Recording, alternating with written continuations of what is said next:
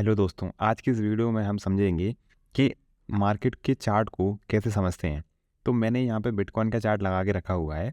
अभी मैंने इसमें जो टाइम फ्रेम लगाया है वो 1 डे का टाइम फ्रेम है। अब अगर आप एनालाइज़ करें कि कुछ लोगों को बहुत हड़बड़ी रहती है ट्रेड लगाने की। कुछ लोग रैंडमली ट्रेड लगाते हैं कि उनकी वो लोकेशन नहीं होती। जो लोग इंट्राडे करते हैं उनमें तो कई ऐसे लोग होते हैं जो बहुत ज़्यादा ओवर ट्रेडिंग करते हैं और अपना लॉस कर लेते हैं। तो मार्केट में जब भी आप चार्ट को देखते हो तो कभी भी आप हड़बड़ी मत करिए। आप सबसे पहले हम ये समझते हैं कि मार्केट के चार्ट को एनालिसिस कैसे करते हैं। ये हमारा वीडियो नंबर 1 है चार्ट एनालिसिस का, और इसके बाद हम फ्यूचर में और भी एडवांस वीडियोस डालेंगे। तो लेकिन हमारी शुरुआत आज से हो रही है।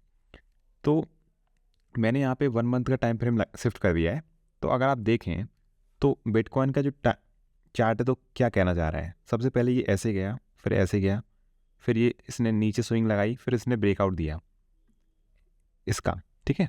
इसने फिर दोबारा से इस जोन को रीटेस्ट किया, फिर उसके बाद इसने दोबारा से इस जोन का ब्रेकआउट दिया। अब उसके बाद क्या हुआ है, काफ़ी टाइम से आप देख रहे होंगे बिटकॉइन को। तो ये देखिए हायर हाई हमेशा बना रहा था, ठीक है। फर्स्ट टाइम ऐसा हुआ है कि इसने अपने प्रीवियस लो स्विंग लो को ब्रेक किया है। ये मैंने 1 मंथ का टाइम लगा के रखा हुआ है। तो पहली बार ही ऐसा हुआ है कि जो मंथली जो स्विंग है, अगर आप इसको लाइन चार्ट लगा के देखेंगे तो आपको समझ में आएगा कि अभी तक क्या हो रहा था, जो हमेशा हायर हाइज बन रहे थे, लेकिन फर्स्ट टाइम ऐसा हुआ है कि जो मंथली जो स्विंग है ये ब्रेक हुई है, ठीक है। तो इसका मतलब कहीं ना कहीं सेंटीमेंट नेगेटिव भी हो सकता है। अब मैं एक बार यहाँ पे वीकली टाइम फ्रेम पे आ जाता हूँ और दोबारा से मैं कैंडल्स को लगा लेता हूँ, ठीक है। अब मैंने यहाँ पे वीकली टाइम फ्रेम लगाया हुआ है। अगर अब हम प्राइस एक्शन को समझें तो क्या क्या कहना चाह रहा है प्राइस एक्शन। पहले इसने इस जोन का रेजिस्टेंस लिया, फिर इसने ब्रेकआउट दिया, फिर इसने दोबारा से इस लेवल को ब्रेक करने की कोशिश करी, लेकिन इसके ऊपर क्लोजिंग नहीं दे पाया। तो ये एक फेक ब्रेकआउट कहलाया।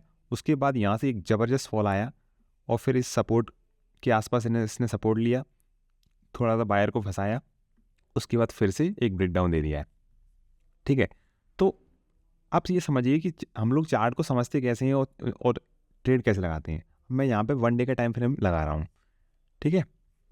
और 1 डे के टाइम फ्रेम को लगा के हम एनालिसिस करते हैं कि हम लोग ट्रेड कैसे लगाते हैं, ठीक है। तो अगर हम एक बार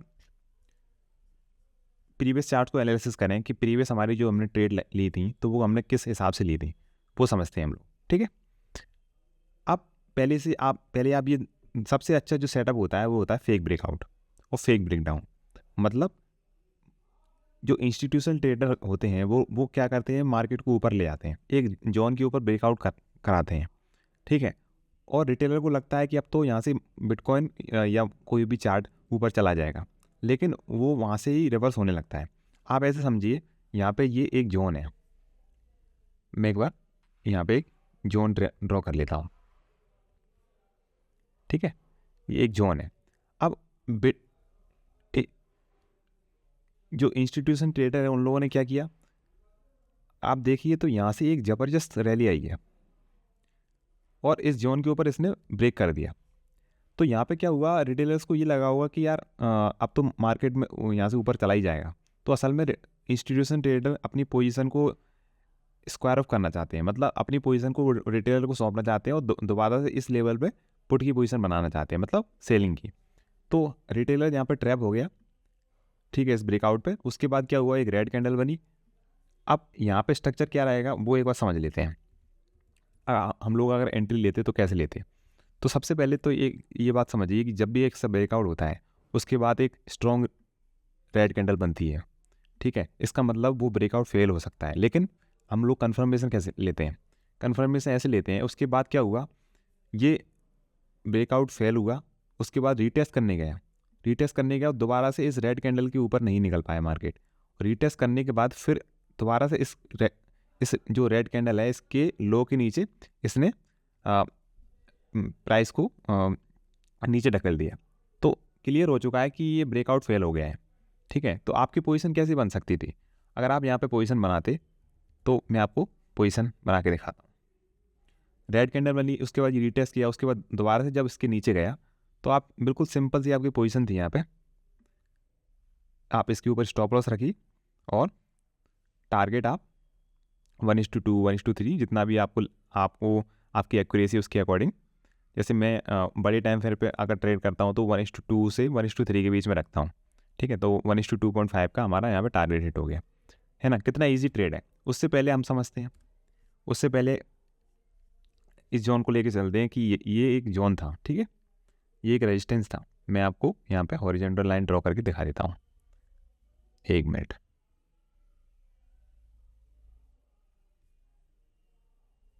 ठीक है, तो एक बार मैं क्या करता हूँ, इसको मैं यहाँ तक लेता हूँ, ठीक है।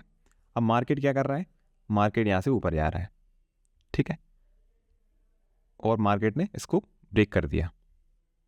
उसके तुरंत बाद इसने यहाँ पर रेड कैंडल बना दी, इसका मतलब ये ब्रेकआउट फेल हो गया। तो आप देख रहे हो, उसके बाद उसने सेम स्ट्रक्चर बनाया कि यहाँ पे एक रेड कैंडल बनी और रीटेस्ट भी किया और उसके नीचे दोबारा से ये चला गया।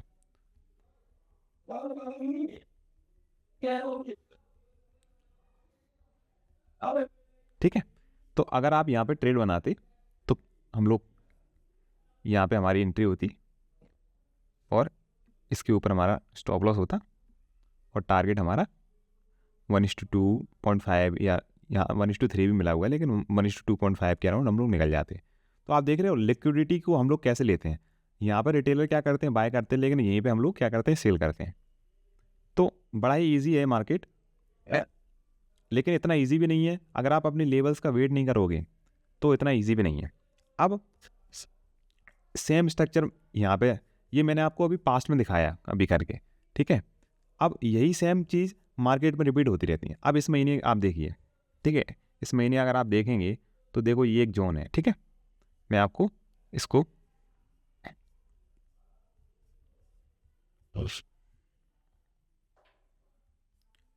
इसने मार्केट ने क्या किया, इसके ऊपर इसको ब्रेक किया, उसके बाद रेड कैंडल बनाई, ठीक है। रेड कैंडल के बाद हमें क्या चाहिए था, एक रीटेस्ट चाहिए था, ठीक है, लेकिन इसने रीटेस्ट किए बनाई, यहाँ पे गिरी गया, तो हमारी एंट्री नहीं बनी। तो ज़रूरी नहीं है आपको आप हमेशा एंट्री मिले। ब्रेक अगर लिक्विडिटी स्वीप होती है तो आपको एंट्री हमेशा मिले, तो ये ज़रूरी नहीं है। तो कभी कभी आपको ऐसा लगेगा कि यार मैं यहीं पे एंट्री कर लेता तो मतलब मुझे टारगेट मिल जाता या नहीं मिलता। तो ये आप तो अपनी सेटअप पर अडिग रही है। हमारा सेटअप क्या है, ये मैंने आपको एक सेटअप बताया। ऐसे मैं कई सेटअप्स पर ट्रेड करता हूँ, तो आपको एक स्ट्रिक्ट रूल्स होने चाहिए आपके सेटअप में। फॉर एग्जांपल, यहाँ कोई अगर रेजिस्टेंस है, उसके ऊपर मार्केट ब्रेक करता है, उसके बाद एक रेड कैंडल बनती है, उसके बाद रीटेस्ट होता है, जब वो दोबारा से उसके नीचे निकलता है तो आपकी यहाँ एंट्री होती है, इसके ऊपर स्टॉप लॉस रहता है और टारगेट 1:2.5 1:3 के नोट रहता है। समझ रहे हैं आप। तो लेकिन अगर आपका पैटर्न नहीं बनता है तो आप क्या करिए, छोड़ दीजिए, कोई दिक्कत थोड़ी है। अब आप इसको एक बार हम इसको यहाँ पे समझते हैं। ये एक रेजिस्टेंस था, ठीक है। मार्केट ने क्या किया, मार्केट ने इसको ब्रेक किया, उसके बाद एक रेड कैंडल बनी, उसके बाद इसने रीटेस्ट किया और दोबारा से इसके नीचे जैसे ही आया आपकी एंट्री बन जाती। तो मैं आपको यहाँ बताता हूँ, जैसे आपकी एंट्री अगर बनती तो शॉर्ट पोजीशन आप यहाँ कहीं करते और स्टॉप लॉस आप इसके ऊपर, यहाँ पर आपका स्टॉप लॉस हो जाता। तो टारगेट आपका कितना हो, 1:2.5, ठीक है। तो ये आपका टारगेट हो जाता। तो बड़े टारगेट आपको उससे ज़्यादा ही मिला है, लेकिन मैं आपको बता रहा हूँ कि आपको अपनी सेटअप को फॉलो करना है।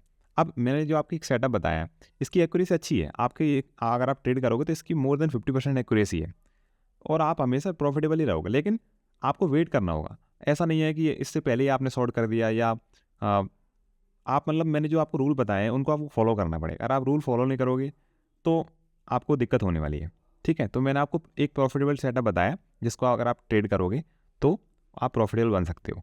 ये आज हमारा चार्ट रीडिंग का पहला वीडियो होगा। अब इसके भी आप बाद में आपको एडवांस सेटअप बताऊंगा, लेकिन उनकी बात हम लोग फ्यूचर में करेंगे।